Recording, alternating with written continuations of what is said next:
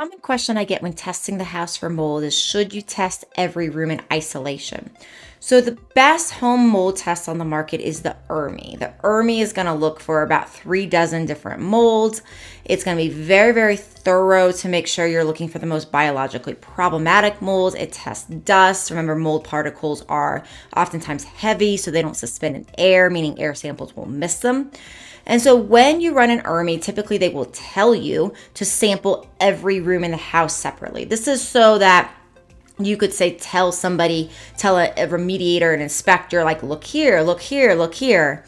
I don't use it that way because in working with quality inspectors, what I tend to find is they want to do their due diligence to check every room anyways, to make sure that nothing is missed, to make sure they're being very thorough for you. So it's basically the home mold ERMI test I use as a red light or a green light to see if the home is safe and you need to call in the professionals because they're going to want to do their due diligence. And so all you really need to do is swipe the house. Now, if the house is extremely big, right? So if you have like 5,000-6,000 square foot house or more, then you're probably going to want to use a couple different swipers because you're just going to not have enough of the dust cloth rag that you collect dust with to send to the lab.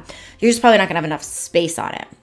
But if you have more of a moderate or small house, then you will want to typically use one rag. You dust as many places as possible around the house. And when you get the sample, what you're looking to do is just tell the inspector, yes, I need you to come, or no, I don't. So it's really a red light, green light. It's a low investment way to say, is there a problem here before you call in professionals that will actually cost a lot more money.